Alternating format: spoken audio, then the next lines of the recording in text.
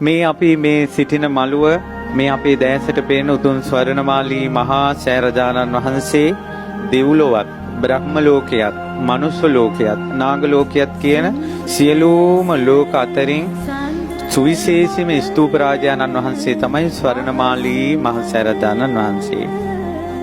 ඒකට හේතු කිහිපයක් තිබෙනවා.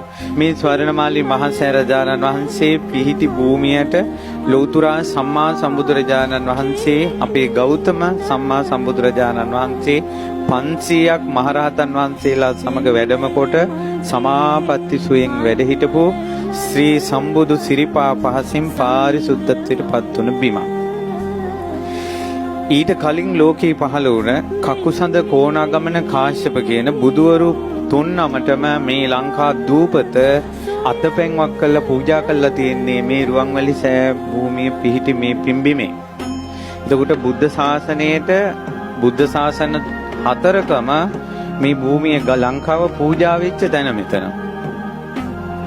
ඊළඟට බුදුරජාණන් වහන්සේ මොහොතේ මෙතන මහා ශාල කියලා දිව්‍ය පුත්‍රයෙකුට කියා හිටිනවා. දිව්‍ය පුත්‍රයා අනාගතේ භාග්‍යතුන් වහන්සේගේ වැඩිමනක් ධාතු තැන්පත් මහා සෑය ඉදි වෙන්නේ මෙතන.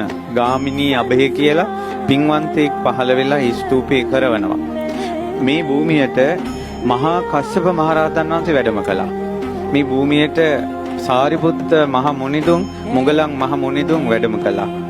ඉතින් මහා කස්සප මහරහතන් වහන්සේට මේ කාරණා හොඳට මතක හිටියා.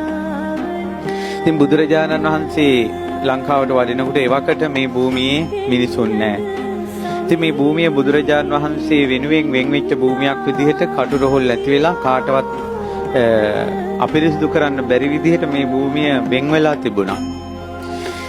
ඉතින් දුටුගැමුණු මහරජුරෝ තමයි 28ක් යුද්ධ ජය අරගෙන මේ අනුරාධපුරයට පැමිණ බෝධින් වහන්සේ වන්දනා කළ එනකොට අශ්වයා තමන්ගේ පාලනයෙන් ගිලිහිලා ඒ අශ්වයා කැලෑ වැදුනා මේ පැත්තට.